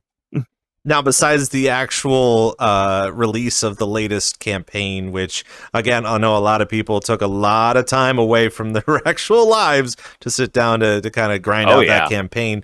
Where do you see Final Fantasy headed? Do you think that is something that's going to be around for a much longer time, especially with that economy happening? The thing's it's been around forever and it's not slowing down. If anything, it's just been continuing to get more and more people. It's getting more popular. There's more people playing it this year than last year, which is crazy for how old the game is, So I don't see it going anywhere. Like eventually Square Enix will put out some sort of 2.0 or like whatever the FF 25 or whatever the next online one will be, and I think we'll be there. Everybody will transition over to that too. I think the community is just so ingrained for the experience, because like as far as MMOs go, and I've been playing MMOs for like a long time, it's really good. It's really good. I'd hate to double down. Go ahead. I think it's because, what happened with Blizzard and everything. No one wants to associate with WoW anymore. So a lot of the WoW heads came over to FF as well, and that just made it boom even more. And I don't think at all that it's going to slow down. I think it's just going to keep growing exponentially till the servers are just so old that they need to scrap it and make something new. But I don't think it's going to end anytime soon whatsoever. I think I'm going to double down on this and be like, where do you guys see the DJ community going in VR chat? For Hero, I think it's just going to keep getting bonkers, dude. Like, I think it's going to just keep getting bigger, and we'll get more exposure to the outside world. And I think further IRL DJs are going to be interested in performing on here. I think a great example of that is, I don't know if you're familiar with this group called the Dreamwalkers. They're run by this guy, Loki, runs like Loki Records and stuff like that. It's like a whole music production media company and stuff like that. They're pretty huge, right? And they came in with like a huge following and stuff. Because the guy, he was just like, this is awesome. I want to perform in here and do all this other stuff. And like, and so like, I think within like a couple of months, he had like dragged on like 6,000 like brand new to VR fans right? Because he was like, you go to his website and it's like, here's how you get a meta quest, and here's how you hop into my events, and here's how you join the groups and do all this stuff. He gave like a whole tutorial how to get to the VR scene like immediately, you know. You find too many people that are trying to find him or find them on VRChat just because you have everything. He's like, go get this, and then you come in the game and you're like, well, where'd this guy go? Or how come I can't meet this guy? No, like he's like public. You can go meet him and stuff like that. He's very cool with meeting people and stuff. He's he's active on here himself. I think he just enjoys it, right? But yeah, it's like he's just, it's a direct pipeline from his fandom to come see him and his club, because he's rapped on here. He's brought on other rappers and stuff. He's doing cool stuff, which I like. Ooh, excuse me. sometimes oh my gosh, we're doing something live and I have to cough. Oh no. Excuse me, we're doing it live. It's VRC DJ Live. We're here with CozyClub and ZombiePunk and KairiPancakes, and we're kind of just discussing a little bit right now about DJing in Final Fantasy and DJing in VRChat. It's too bad that we don't have a virtual reality Final Fantasy yet. I would assume that would have been that would be so cool, but at the same time we got a lot of Final Fantasy maps in VR, kind of exploring that sort of thing. But I kind of want your opinions as we continue on. And again, the people that are in the chat, you guys are more than welcome to ask your questions. It is a live show, so if you have any questions for Zombie or Kairi, almost anything. I know. We kind of discussed it. Like, I like. Is there anything that we don't want to discuss? But at the same time, this is your opportunity. It's your opportunity to ask the questions that you choose to. One of the hot topics that we have been kind of discussing this year is just for that fact that a lot of the VR chat community are genuinely going out to do IRL things and IRL shows, which require money. Groups are requiring money, and this year alone, we've had about 13 to 14 IRL events around the world, where people would either have to fly someplace or have it have their event happening during a specific convention or a specific event. Do you think that is going to continue to ramp up even in the next year or so? Totally. As people, because I think as people have figured out how to organize these events and stuff like that, and they've kind of templated it out and stuff, and more, it's just become like a common knowledge of how to like get IRL meetups and things going and stuff now. And I think, like, let's say you start on VRChat, like, 2017 or, 2019 or something like that. You're older, you make maybe a little bit more money now, you can fly out to go meet people and stuff like that. So like, I just see it like, especially as time goes on, you've spent more and more time with your friends on here. Of course, you're going to want to meet your longtime buds, especially if it's cool, like you're going to go meet at a cool event or something like that. I see that just becoming more and more common for sure. How about a CozyClub meetup? Where would that be and what would it look like? I want it desperately to be on the West Coast. Like, I'm personally up near Seattle.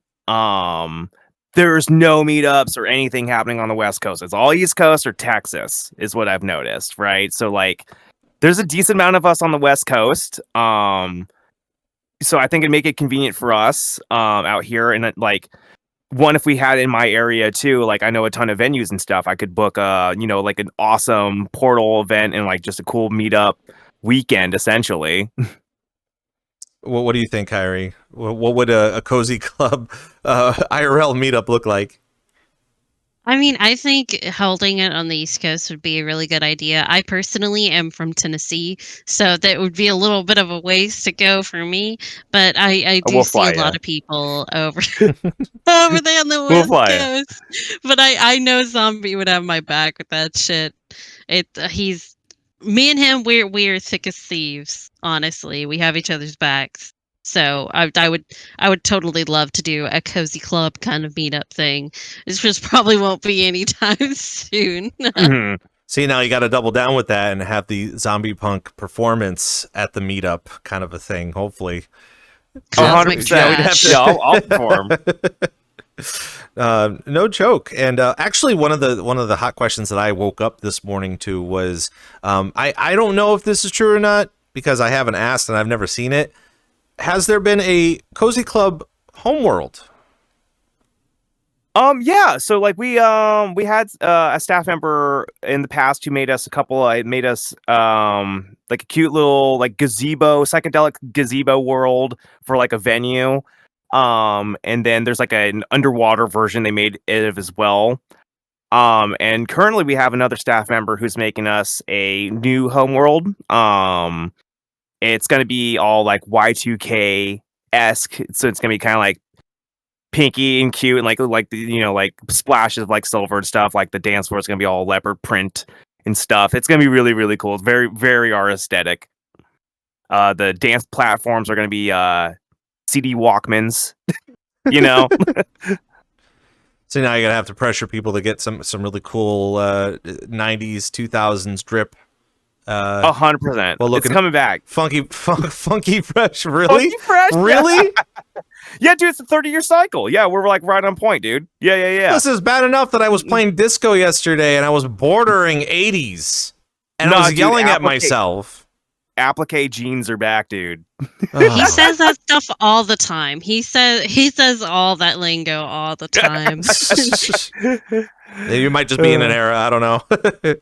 Yeah. No, I'm 33, so yeah, I'm totally right there. Oh no. Honestly, yeah. I think it's just his vibe now. That's just the zombie punk way. It might just become the trying to think of some cool name to switch up the Cozy Club to like the 2000s club or the 2000s punk club or something. I don't know. I'm sure you'll come up with something a little bit better, but that. That's what we do. We'll think of something. So kind of going forward, as far as like getting talent to perform on Tuesdays or some of the other events that you got coming on, what has been some of the tips or tricks that you've been kind of going down that road to trying to find new DJs? Are you finding it easier to just network by just talking to people, or do you think that you've been finding more people that know other people that could know other people? One, always ask around 100%. You never know who knows somebody that would be perfect for a set, right? And also I'm just an avid goer myself. I'm going to tons of events. I'm a big fan of a lot of DJs, so it's like, it's just cool to see someone else somewhere and just be like, dude, you were sick. I would love to get you booked, how do I get in here? Let's get you in as soon as possible, dude. Like, I would love to see another set. Like, I just get hyped to see people. Just last night I was seeing Xtroid throw down a set, and it was just phenomenal, and I was like, dude, I gotta get you booked. I need to hear more of this.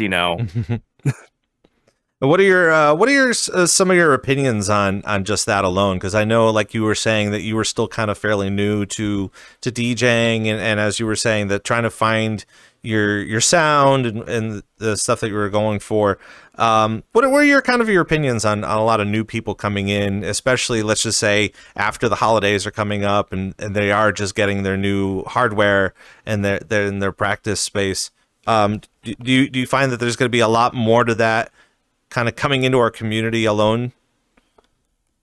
Mm-hmm. Yeah, no, I think there's going to be a lot of people who are just coming on by themselves, they're going to start out like the rest of us, just kind of like wandering around, not knowing where to go and stuff like that, unless they've seen a video or something in particular, actually a perfect example is me and one of my buddies, we were hanging out on a midnight rooftop and just met a kid who bought his deck that day and was just like figuring out how to spin over his microphone and stuff. And I was like, dude, I know you're just starting out, but are you aware there's even a scene on here and stuff? He's like, what are you talking about?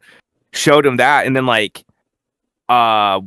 into him again last week or whatever. After a few months, and he's like, dude, I got my first booking and stuff. Hey, can I send you an invite? I'd love to come see.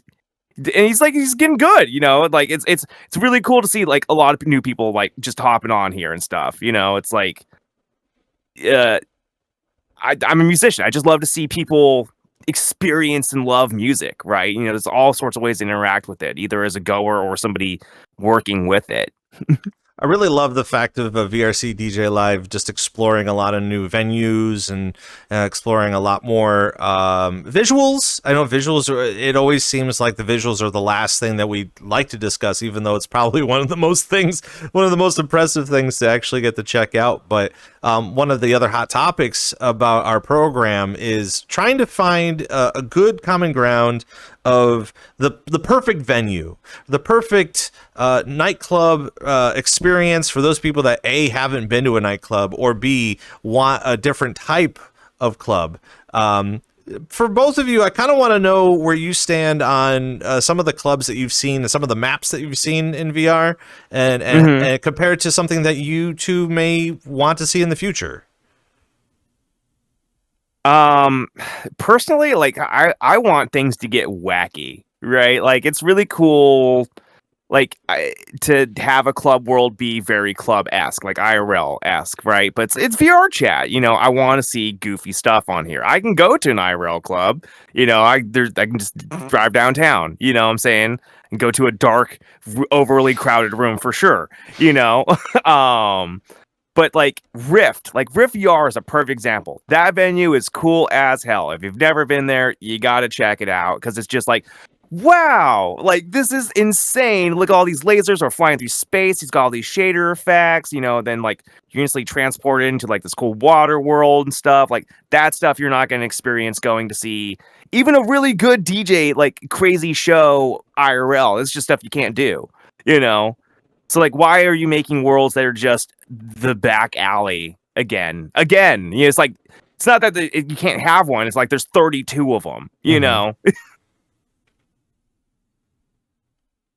I would have to agree. I love Rift's world. It really gets you immersed into the experience of the music really well, especially with a lot of the different genres that they have in Rift. I honestly, if you have not been to Rift VR's venue, I highly recommend checking it out. It is stunning, spectacular. Aztec does a amazing job with his world, and like I said, it's more immersion into this, you know, space-like atmosphere that you won't find in real life. Like you won't find anything like that at a normal club, like IRL. Like it's just out there, and I think that's what, you know, sets it apart and makes it so much different, is the venue that it's hosted at as well.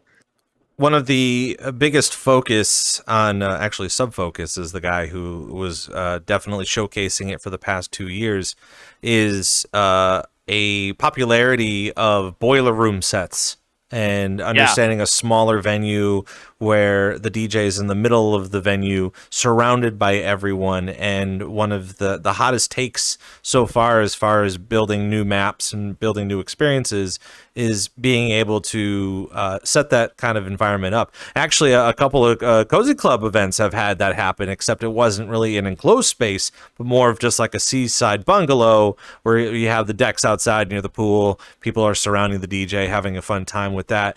Do you see that kind of becoming more popular in the future for VRChat world development? I mean, personally, like, I think so. I think that's why a lot of those kinds of worlds are successful, because it's like, it just breaks down that barrier between you and the DJ, right? Which is like very cool. People want to connect. They want to get close to you. Like the only thing that sucks about VR DJing right now is that people aren't seeing you actually work the board, really, right? You know, so it's like, that's the only thing you're missing from a boiler room style set. Like, is if you're behind the DJ or you're up on the board, you're not seeing them actually do the work, right? Like, that's the only thing I'm missing. Otherwise, it's like naturally it just makes sense, dude. You want a cool crowd, you want to see the whole room, you just want a lot of people dancing, you want to see the DJ doing their magic, right? Like if you have them up on a huge pedestal and people are looking up at them and stuff like that, you're taking away from, especially I think on here, because so many people, again, I don't even think go to these things IRL. I think you're taking away the knowledge that it's being a live performance for people. You know, like I think that just constantly goes overlooked from like regular guests and stuff. It's just like, these are people who've put a lot of time, energy, and effort to putting this together, and they're performing this live for you right now, right? So it's like, they think, I don't know, it's like their brains are still tuned on like this is automatic, right? Because it's just such a process. Like you can hop in anytime and catch a DJ, right? It's like almost turning on like a Spotify playlist for people on here. It's that easy, right? And I think it gets taken for granted that way. What are your thoughts on being able to speak with the DJ while they're performing, or having the DJ I know I get a little bit of back and forth with me using you're in the mix with Rob Roman's voice liners, and I do that occasionally just to keep it fun and fresh, and that's kind of, if you're in the club, you'll be hearing that too. But what are your thoughts on that? Because I feel like there are a bunch of people that come in, they want to involve themselves with the DJ, maybe talk with them, not really put up a sign that says "Play Bad Bunny" or something stupid like that. But like even in VR, it's a whole different type of a norm and a whole different type of environment. And I think DJs kind of have to realize that is like this is a different medium than like an IRL club, right? It's like I don't see why you wouldn't want to talk to people or have people talk to you and stuff like that. Like you can turn voices off if you want. That's an option, you know, like I have a couple of buddies on here who just like when I'm spinning, I like to just turn off voices and focus on what I'm doing. You know, people come up and yell at me and stuff like that. That's cool. I have no idea what they're saying. And, you know, that's fine. You know, me personally, I like chit chatting with people. I think it's super fun. Somebody comes up and they're like, what song is this? And I always tell them, I don't know, I got 3 songs going. Which one of these are you talking about? You know, like, I don't know. For me, it's fun. Twilo's an awesome DJ, and he's hilarious. He's just like spitting bars while he's like spinning and stuff. He's like come up with kooky little jokes. He's like, he puts on a show. You know, it makes it very entertaining. What about you, Kairi? Do you find that talking to the DJ while the DJ is doing the thing, does that kind of take away from your experience of enjoying the night? No. If I'm kind of off to the back, I can kind of see why that would take away from the enjoyment. But if I'm actively like up front and I'm seeing everything that's going on, I think it adds to it. And it also helps reinforce the idea of, hey, this is live. They're doing this live. And I think it's a really good thing for them to, like, I really wish more DJs would start doing that. Not mute everybody in the world and kind of engage with their crowd. I think it kind of goes back and forth with the whole idea of performing the perfect set. And I think a lot of people, when they're first performing, whether it's a big environment or kind of a small audience or something, they want to put on a lasting impression with the perfect playlist. But does that actually exist? No, hell no. There's no such thing as perfect, dude. I've been trying to play perfect show since I was like 14. It's impossible. You can't do it, dude. You know, like you can play a really, really good one, but you're gonna screw up or do something somewhere, right? It's just like, how do you play it off? How do you make the audience not aware of it? Like that's kind of like the technique and like the kind of the magic that comes along with performing, right? Just don't make it apparent that you fucked up super hard, you know, or learn how to play it off, right? I think we've all seen a couple of videos here and there of like DJs who've had like somebody bump a play button on their deck and they come up with like a cool little way, like, yeah, let's laugh it off. I got a little like transition in here and we're back, you know. It's like, that's cool. It makes it a very human experience again. It makes it kind of memorable. I love it. It cracks me up because I have so many years performing, right? So I come with maybe a little bit of perspective, but like a DJ doing his thing, you hear him fuck. He can hear him be pissed too. He's just fuck, you know. It's like, dude, it's not that serious. Like, it's funny, it's awesome, and you just reminded everybody that you're a real human playing a real thing for them right now. That's like earnest, and that makes this set even cooler. You know, like now it's a special set. You know, because like if you absolutely nailed it, nobody would even like known, right? You know what I'm saying? Yeah, I totally get you. Now there's something. Now it's unique because it's live, and perfection is what you make of it. So if you think you did a great job, whether you had blunders along the way, it doesn't matter. As long as you're proud of what you did, that's all that really matters. And you got to make sure you record it.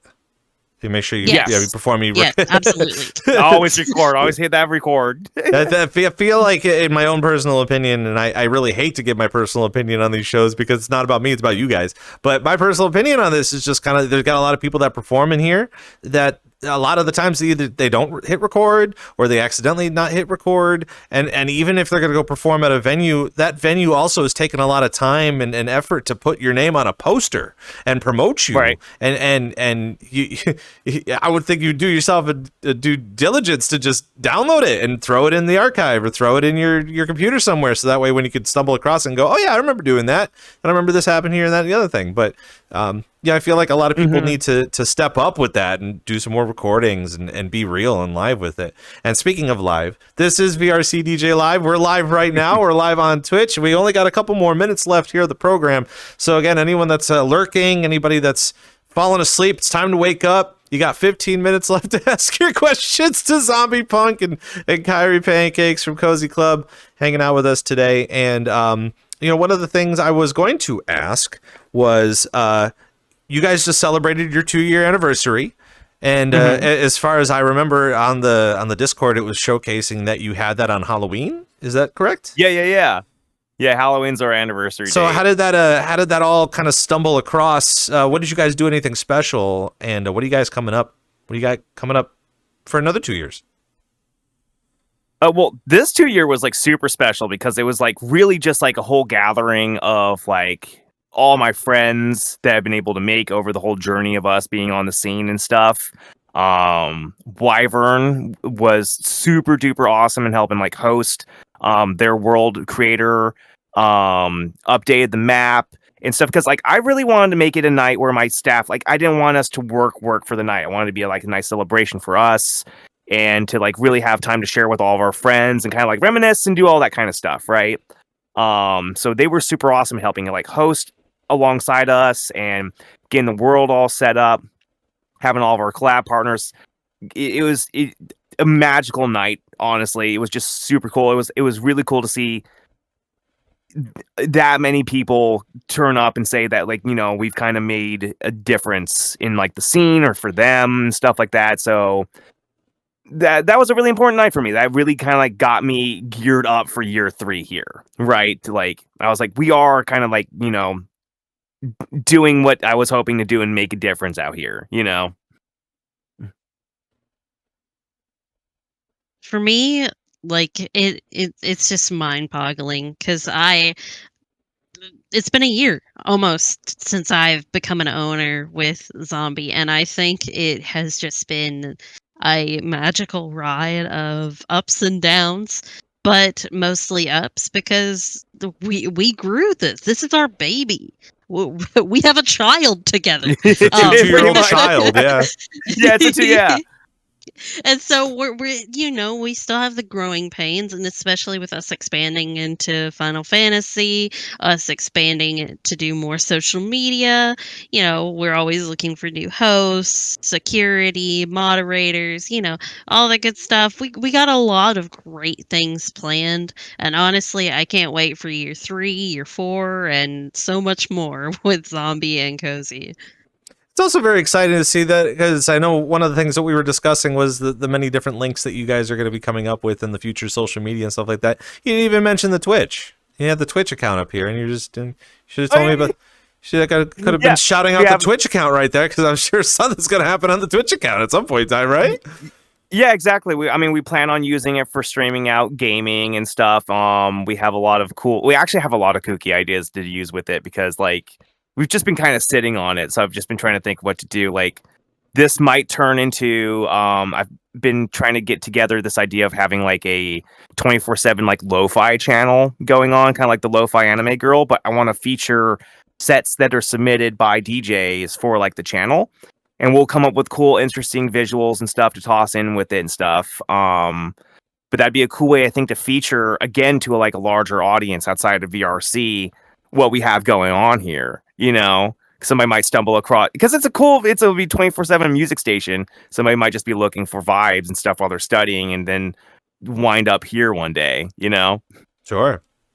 No, one of the things that I wish I had it highlighted for me to start talking about it, but we still got plenty of time left in the program to discuss it. And one of the things I wanted to know a little bit more about is collaborations within groups. The fact that there are a lot that happen.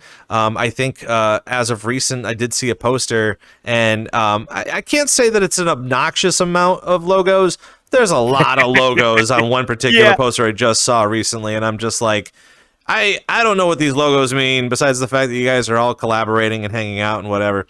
And so I'm still kind of fairly new to that process and that whole understanding of collaborating with other groups, the intentions of them, how having some sort of an alliance with some of these groups if it affects you, it affects them together. Talk to us about that whole process and where you see those types of collaborations are heading in the future, especially for alliances and stuff like that. Right. Well, like I think like what you're talking about, like that the overabundance of collabs, especially mega collabs and stuff going on, I think kind of shows you the oversaturation of clubs, right? Because okay, take that one event with like, let's say it has 10 clubs on it, and let's say they all were doing their own separate thing. That's 10 more clubs all doing everything on top of what was already happening. Do we need that? You know, it's like it's so crazy. But like collabing is like really not done in the way I think it should be done, right? I think it's done out of necessity, like to actually make sure that your audience, like that your DJs have an audience to play for, right? Because if you got two communities mingling, that's twice the chances to like hopefully fill out enough people in your lobby. 100%. Like it makes sense, especially on Friday, Saturdays when there's like a kajillion freaking things going on, right? But I think it kind of zaps your identity a little bit if you're doing it way too consistently with people, right? Or if your events don't have a reason to be collaborative, right? Like we have a collab coming up with The Collective on the 26th, and it's a stress test for their new world coming out because we super support them. They're an awesome world creator. And we've done these before with them where we show up, we try to pack out the lobby with many people, and we are asking for input all night long. Tell us what you don't like. Tell us are you not having great performance over here? Is this broken? This is cool. Let us know so Asian can fix it, you know? And then for actual launch day, it's all good to go. And like, that's a cool reason to have a collab. Or Dark is having their world opening soon. Well, tomorrow they're opening that sucker up. And that's a great reason to have a collab. You know, it's like, if it's just out of the sake of trying to fill a lobby, though, that feels a little cheap to me, right? I can understand it, and I'm not even gonna like shame anybody for it, right? It just makes sense, but it just kind of cheapens the whole experience of a collab to me, right? So you think that it's just more than just getting a whole group of people to fill a spot? I would assume that within a collaboration, you're going to want to do a lot more with them, even off stream time, off club time. Yeah, you know, working on games and even like making new friends, probably, right, Kairi? Yeah. A great thing that we like to differentiate ourselves, because a lot of people will say, oh, we have a partner, but they really don't work hand in hand with each other. When we have a partner, we work really closely with all of our partners, from Rift to Hypo to Dark. We work extremely close with them. If they need help, they know that our staff can be there to help them, and vice versa. So I feel like that's something that we do different from other people that say, oh, I have a partner with this club, and they don't really put forth that effort. I think that's what sets us apart from just collabing and doing, collaboration events versus us collabing with our partners, because we have partners for a reason, because we work really closely and we work well together. Do you find most of the time that you do have like-minded people within each group, or do you just every time that you do a collaboration, do you find, okay, more people are looking to be more cozy rather than out in space with Rift, or vice versa, or in the dark with Dark, or whatever?